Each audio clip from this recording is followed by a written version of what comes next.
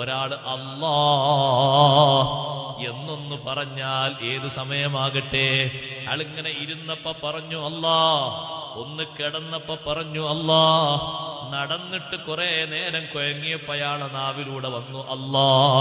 വലിയ ദിക്റല്ലേ അത്.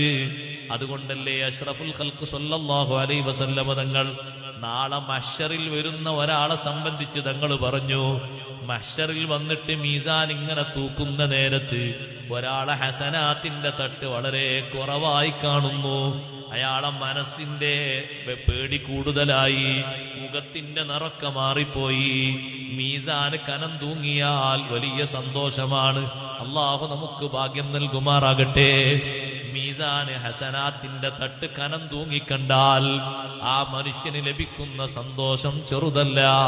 ഹസനാത്തിന്റെ തട്ട് ഇങ്ങനെ കനം കുറഞ്ഞ് തിന്മയുടെ തുലാസ് ഇങ്ങനെ കനം കൂടി വരുമ്പോ ഈ മനുഷ്യന്റെ മുഖത്തിന്റെ നിറം മാറുന്നു, വിഷമം കൂടി വരുന്നു, വാക്കുകൾ ലഭിക്കാതെ തപ്പിത്തടയുന്നു.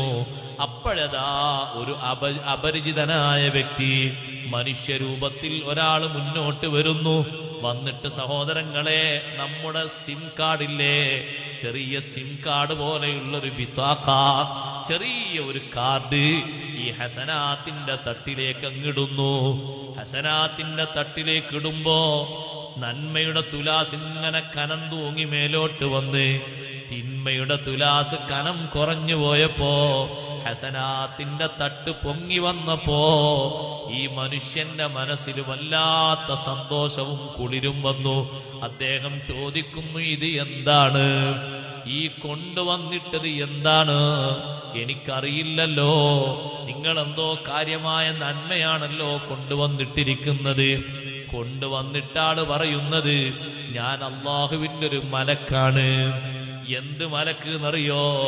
ദിക്ർ ചൊല്ലുന്നത് പ്രത്യേകം മീദാൻ നിർദ്ദേശിക്കപ്പെട്ട മലക്കുകളെ കൂട്ടത്തിൽ ഒരു മലക്കാണ് ഞാന്. കൊണ്ടുവന്നിട്ട ദിക്ർ ഏതാന്നറിയുമോ?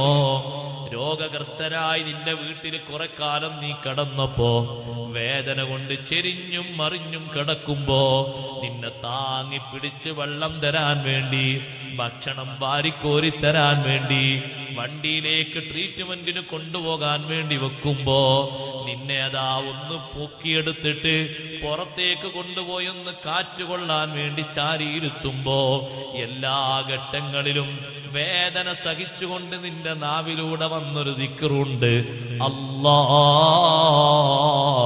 അല്ലാഹ്